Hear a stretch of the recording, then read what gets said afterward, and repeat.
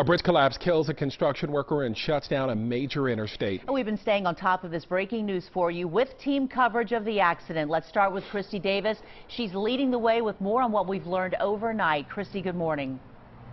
Good morning, Lisa. Yeah, we've got a new vantage point for you here. We had to move from our post on the Hopple Street exit just over the accident, but you can still see right behind us where the old Hopple Street bridge sort of just drops off. That is where that concrete fell last night, and just underneath it, you see the tractor trailer, that concrete resting right on the nose of that truck. Really hard to believe the truck driver suffered non-life-threatening injuries in that incident. However, as you said, one person did die. A construction worker died when that concrete fell. This all happened around 10:30 last night as construction crews worked to take down part of the old Hopple Street bridge.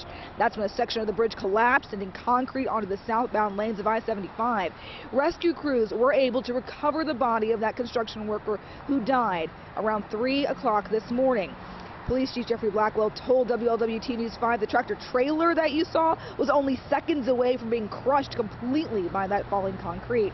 Now, an on-duty police officer did recall seeing the bridge swaying before coming down, and people living nearby said they could feel the collapse as it happened. I just heard a loud thud and the house shook. It felt like an earthquake. It shook hard enough to where I'm sure the whole neighborhood felt it. It just looks like the part of the bridge that they're going to be eventually taken down anyway had just collapsed over top of 75. There's a backhoe on there. Yeah. But it's just, in my opinion, it looks like maybe that had something to do with the bridge falling. So. Now you saw those bright lights over there. Workers have been out really all night. They've been sifting through the rubble. They're trying to do some of the work to figure out how this happened. But until they're able to clear the concrete off of 75, they're asking anyone who really can avoid driving this way to do so. Mark and Lisa. Christy, video of this amazing scene is all over the national news for sure. You're there on scene. People are actually stopping there trying to take a picture of the interstate. There have been quite a few people, curious about what happened who were trying to stop, especially where we were just before on the newer Hopple Street exit bridge. They would pull over, get out of their cars, and then walk up to some of these gates and try and see the part of the bridge that collapsed onto the truck. Now, we really don't want folks to do that. We want to keep everyone as safe as possible. We don't want any more accidents or injuries to result from people stopping to try and get a look. Like you said, there is video everywhere. It's online on WLWT.com. We've got it here for you on air. We're tweeting out pictures. There are a lot of ways, if you'd like to know more about what happened, to find out about what happened and to see some of the pictures from this accident. But please do not drive up and stop, and especially don't get out of your car to try and take any pictures for yourself. Please just leave that to us.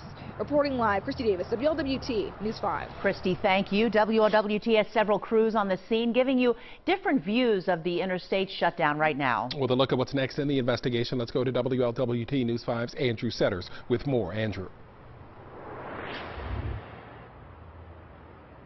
Well, Mark, you realize how vital I-75 is when you realize how strange it looks to see no traffic moving on southbound I-75. This is the accident scene looking south towards the collapsed piece of the Hopple Street overpass there. All the reasons we've heard about why it's so critical to replace the Brent Spence Bridge just a little farther south here on I-75 will be proven in the next few days with this I-75 partially closed here. The interstate is a major north-south artery for this part of the country. America moves by truck.